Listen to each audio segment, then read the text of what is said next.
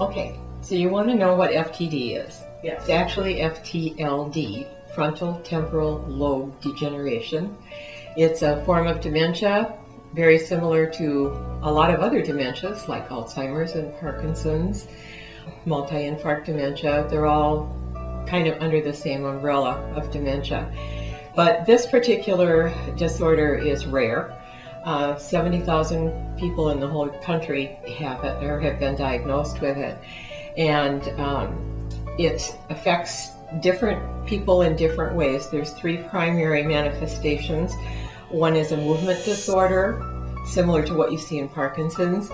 One is a behavioral disorder, which makes it a little tougher to diagnose sometimes because people think that it's a psych problem.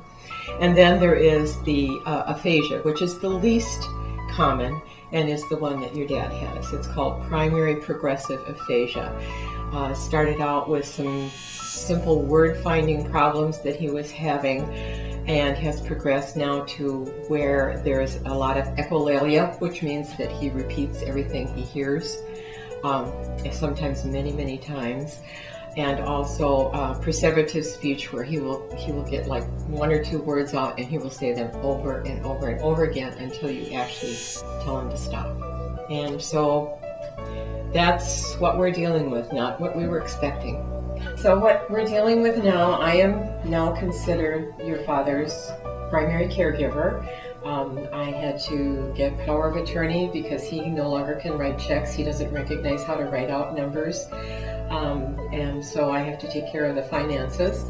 And he's actually, physically, he's still pretty good. He can perform all of his ADLs or activities of daily living. He can get dressed, take a shower, do his grooming, and he can eat. He does the dishes. He sort of cleans the house and sort of does the laundry.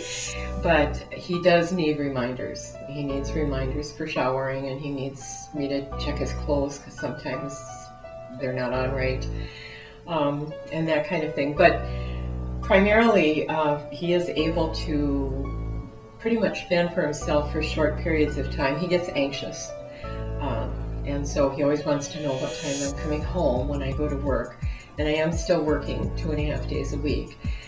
So, but as far as the executive functioning part of his thinking, what's considered the IADLs, or the independent activities of daily living, I have taken that over. So I make the financial decisions, I make the grocery decisions, I make the scheduling decisions, I fill out a calendar for him, and then I have to remind him to look at it. He tries to remember to take his own meds, but I usually have to check because he will forget, as he did this morning.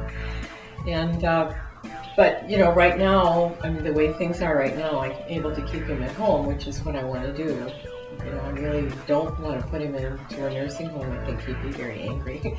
But we are trying to get him into the Veterans Day Activity Center 2 days a week.